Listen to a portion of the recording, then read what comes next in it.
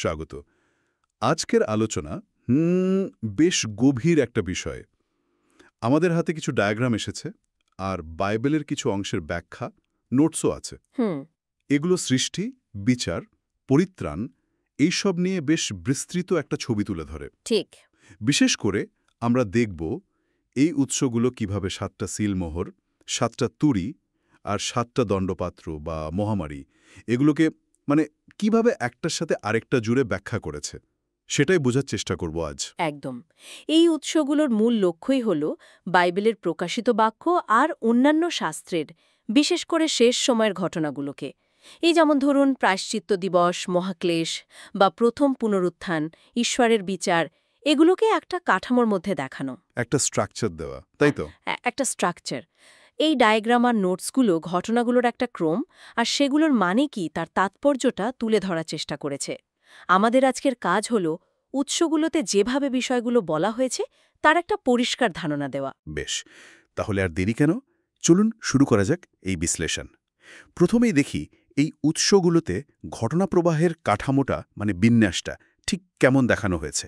উৎসগুলোতে একটা, বলতে গেলে স্তরযুক্ত বা নেস্টেড কাঠামোর কথা বলা হয়েছে। স্তরযুক্ত লেয়ার্ড। হ্যাঁ, অনেকটা রাশিয়ান ডলের মতো ধরুন, একটার ভেতরে আরেকটা। এই ব্যাখ্যা অনুযায়ী 7টা সিলমোহরের শেষেরটা, সপ্তম সিলমোহর যখন খোলা হচ্ছে, তখনই 7টা তুরির ঘটনা শুরু হচ্ছে। ও আচ্ছা, তার সপ্তম সিলমোহরটা যেন ওই 7টা তুরিকে নিজের ভেতরে ধরে রেখেছে। ঠিক তাই। সপ্তম সিলমোহর না খুললে তুরির ঘটনাগুলো আসবেই না। এটা তো একটা কার্যকারণ সম্পর্ক মনে হচ্ছে, একটা চেন। একদম। আর এই ধারাটা এখানেই থামছে না। একইভাবে যখন সপ্তম তুরিটা বাজছে, তখন শুরু হচ্ছে 7টা দণ্ডপাত্র বা চূড়ান্ত মহামারী। সপ্তম তুরির পর। হ্যাঁ, উৎসগুলো বলছে সপ্তম তুরিটা আবার ওই 7টা দণ্ডপাত্র আর তার সাথে পশুর যে বিচার সেটাকেও ধারণ করে। সুতরাং ডায়াগ্রাম আর নোটস অনুযায়ী কাঠামোটা দাঁড়াচ্ছে 7ম সিলমোহর, তার ভেতরে 7টা তুরি, আবার 7ম তুরির ভেতরে 7টা দণ্ডপাত্র আর পশুর বিচার। বাহ! প্রত্যেকটা ধাপ তার আগের ধাপের পূর্ণতা আনছে, আবার পরের ধাপটা শুরু করছে। বেশ ইন্টারেস্টিং কাঠামো তো। তাহলে এই কাঠামোর প্রথম যে গুরুত্বপূর্ণ ধাপটা বললেন, সপ্তম সিলমোহর, এটা নিয়ে একটু গভীরে যাওয়া যাক। উৎসগুলো এটাকে একটা বিশেষ নামও দিয়েছে শুনলাম, প্রায়শ্চিত্ত দিবস বা ডে অফ অ্যাটোনমেন্ট। কোরিয়ান উৎসগুলিতে নাকি থেসোক জেল বলা হয়েছে। এর মানেটা কি? হ্যাঁ, ঠিকই শুনেছেন। উৎসগুলো লেভীয় পুস্তক 16 অধ্যায় আর প্রকাশিত বাক্য 8 অধ্যায়ের রেফারেন্স দিয়ে ব্যাখ্যা করছে যে সপ্তম সিলমোহরের সময়কালটা হল যখন ঈশ্বরের সিংহাসনের সামনে ধূপ উৎসর্গ করা হয়। ধূপ? হ্যাঁ, ধূপ। এই ধূপকে সাধুদের প্রার্থনার প্রতীক হিসেবে দেখা হচ্ছে। কোরিয়ান ভাষায় এটাকে বুনহ্যাং বলে এটাকে। কিন্তু এর মানেটা আরও গভীর। উৎস বলছে সপ্তম সিলমোহর শুধু একটা মুহূর্তের ব্যাপার নয়, বরং এটা একটা দীর্ঘ প্রক্রিয়া। প্রক্রিয়া? হুম। কিসের প্রক্রিয়া এটা?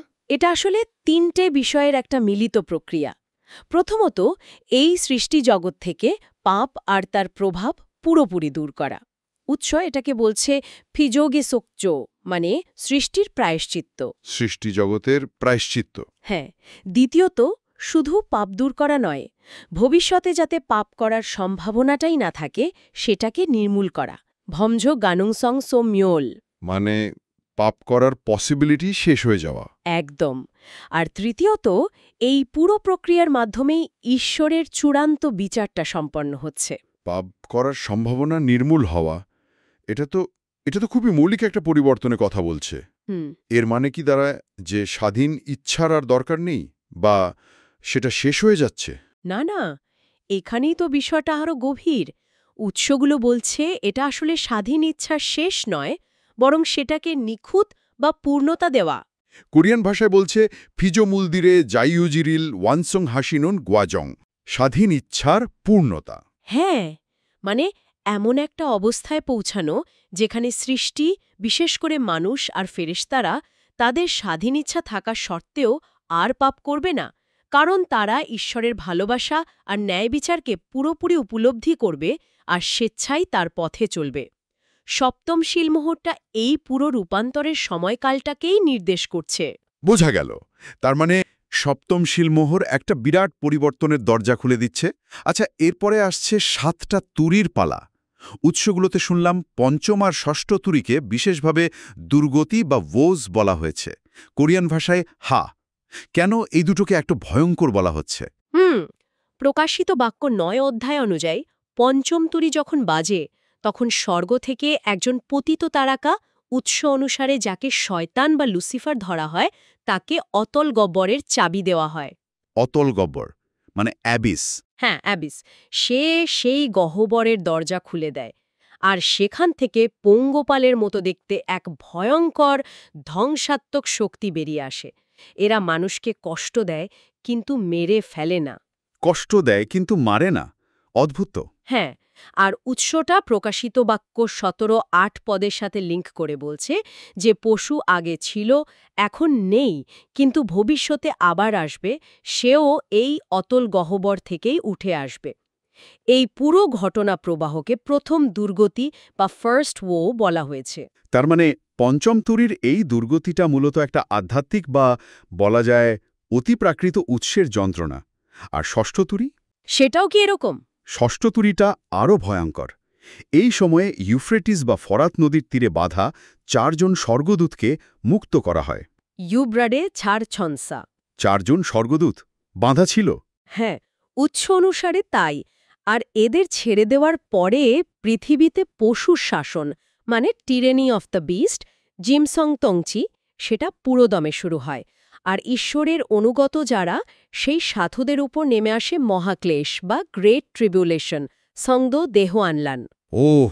এই ঘটনাটাকে বলা হয়েছে দ্বিতীয় দুর্গতি বা সেকেন্ড ওো, টুচেহুয়া।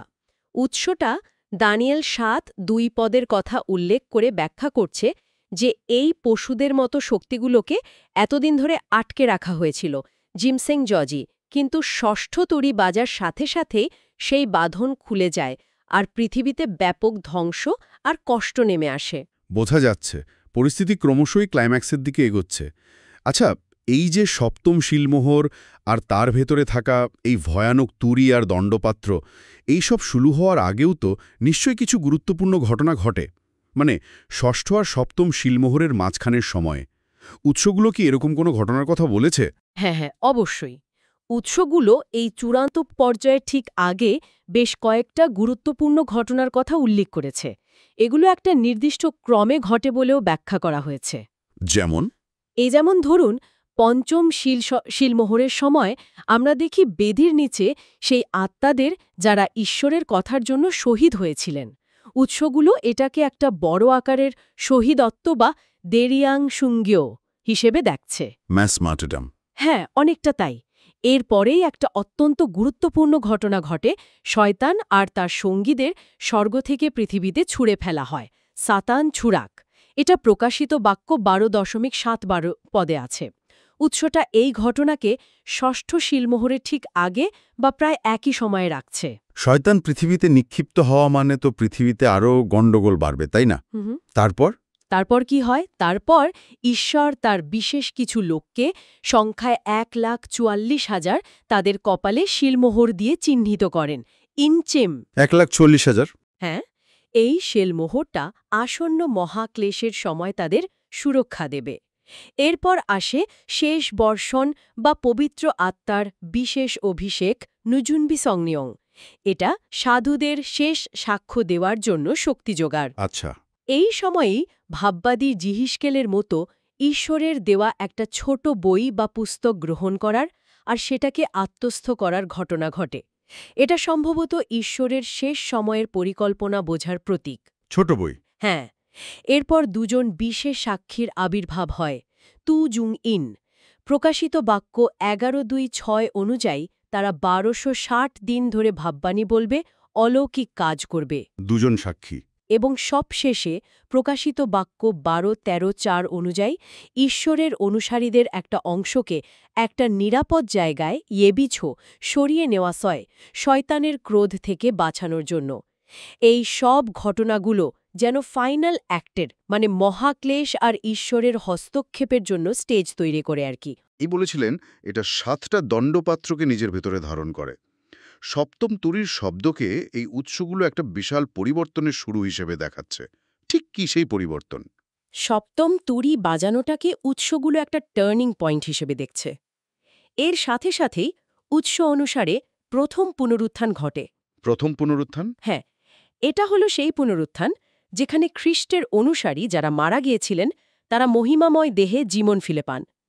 উৎসটা এই ঘটনাকে মথি 24-21-22 পদের সাথে জুড়ে ব্যাখ্যা করে।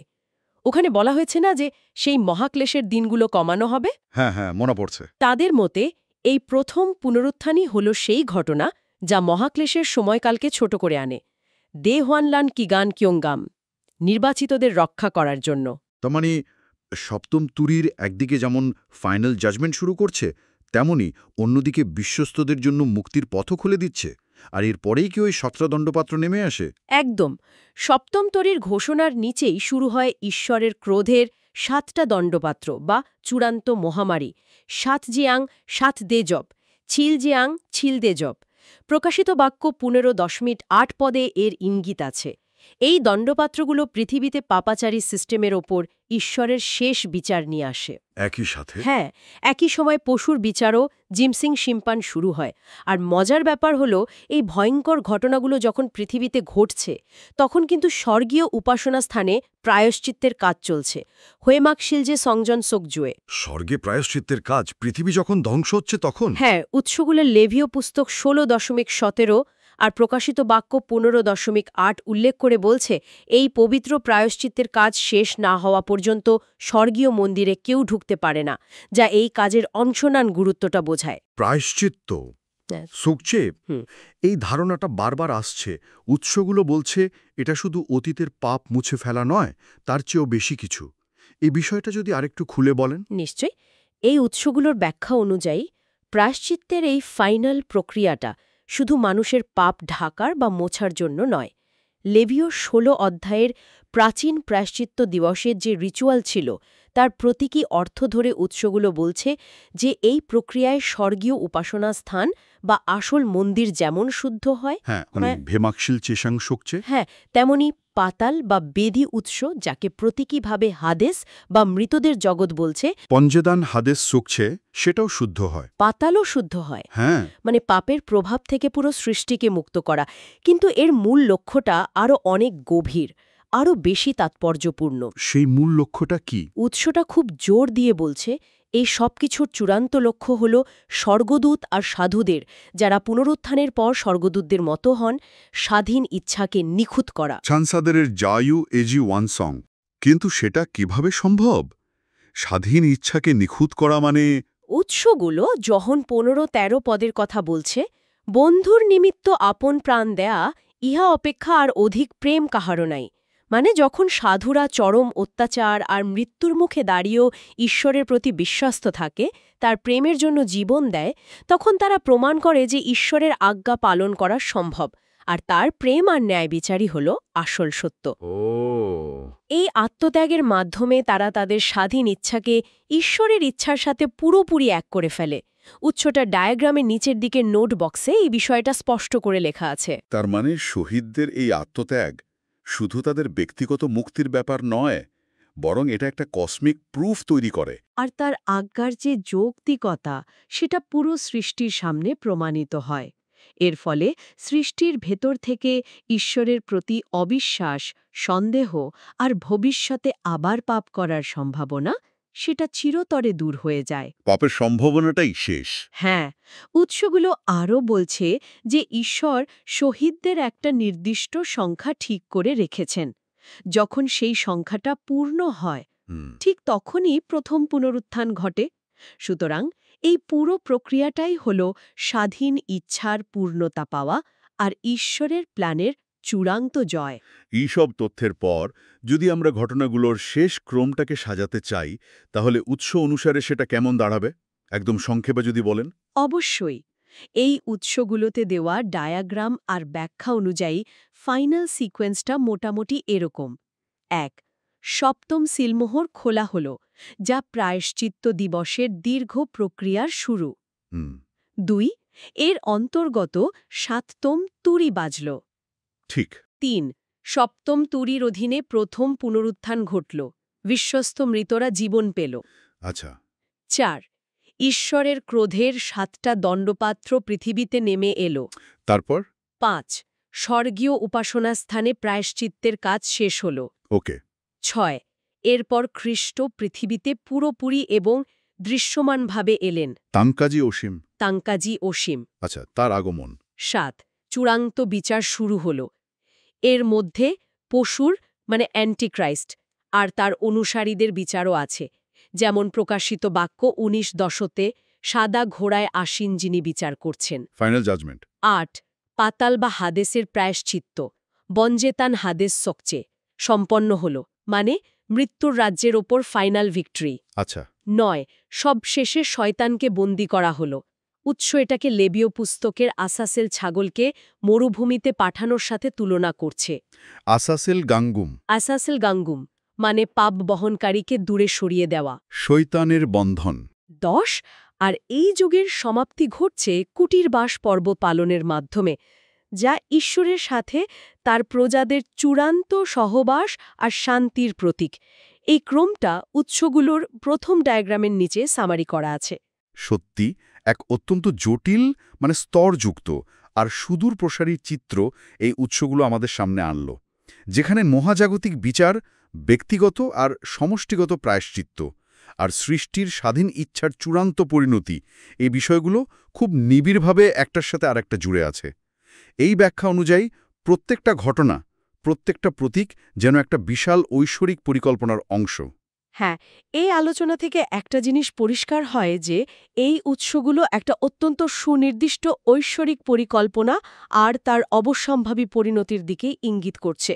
তাদের ব্যাখ্যা অনুসারে এই সমস্ত ঘটনা, তা যতই ভয়ানক শোনাক না কেন, শেষ পর্যন্ত ঈশ্বরের ন্যায় বিচার আর প্রেমের চূড়ান্ত প্রকাশ ঘটাবে। যারা এই উৎসগুলোতে বিশ্বাস করেন তাদের জন্য এটা হয়তো এক ধরনের ভরসা যে ইতিহাসের একটা ফাইনাল ডেস্টিনেশন আছে। আজকের এই গভীর বিশ্লেষণ নিঃসন্দেহে অনেক ভাবনার খোরাক জোগাল। এই উৎসগুলোতে বর্ণিত আত্মত্যাগ, স্বাধীন ইচ্ছার চূড়ান্ত পরীক্ষা আর প্রেমের জন্য সর্বোচ্চ মূল্য দেওয়ার যে ধারণা, সেটা নিয়ে ভাবলে একটা প্রশ্ন কিন্তু মনে আসে। এই ধারণাগুলো আমাদের নিজেদের জীবনের ছোট ছোট সিদ্ধান্ত, আমাদের ত্যাগ স্বীকার আর এই বৃহত্তর মহাজাগতিক শৃঙ্খলার প্রতি আমাদের বোঝাপড়াকে কিভাবে প্রভাবিত করতে পারে। ঈশ্বরের প্রেম প্রমাণ করার জন্য জীবন দেওয়ার এই কনসেপ্টটা আজকের পৃথিবীতে দাঁড়িয়ে কতটা প্রাসঙ্গিক, এটা অবশ্যই আরও গভীর অনুসন্ধানের আর ব্যক্তিগত উপলব্ধির বিষয়।